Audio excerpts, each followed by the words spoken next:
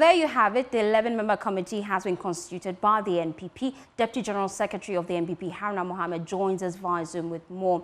Now, we know that there has been broad stakeholder engagement before the final drafting of the manifesto. What are the top 3 areas that the party will focus on per your manifesto? Thank you very much. I would like to say good afternoon to your cherished viewers and good afternoon to you, yourself, Posti.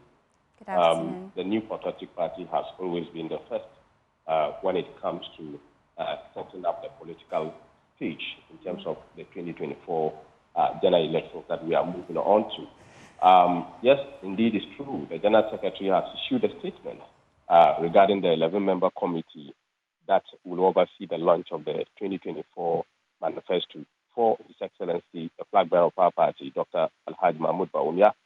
We'll be looking at these particular areas, one of which is going to very critical is the economy.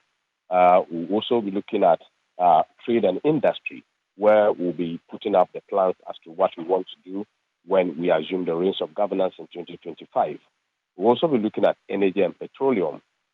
We'll also be looking at the agri and fisheries sector. Also, another sector that we'll be looking at that will be captioned clearly in the manifesto will also be communication and digitalization. Another focus area will be lands, minerals, and natural resources, where we have clearly stated the areas on which the vision of His Excellency, the Vice President and the flag bearer of our party, science, technology, innovation, and environment will also be a very critical aspect that the party will be looking at.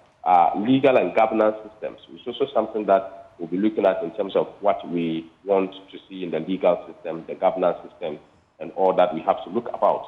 Also, we'll look at local government. Decentralization has been very key when it comes to local development issues. So we are going to look at the local government sector too.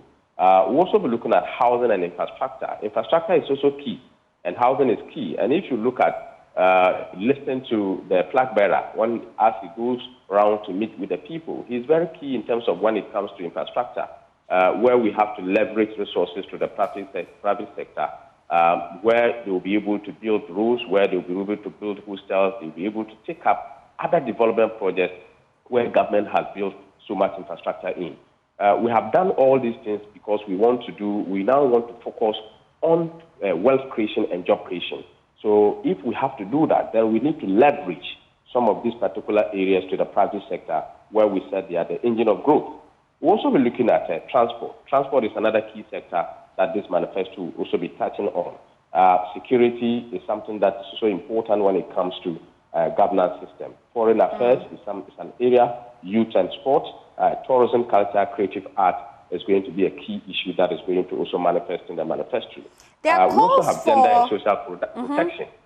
These are areas that we have. There are about 20 committees that we set up when we were drafting this particular manifesto, and all these sectors will report to the manifesto launch, where we will have the key sectors being displayed.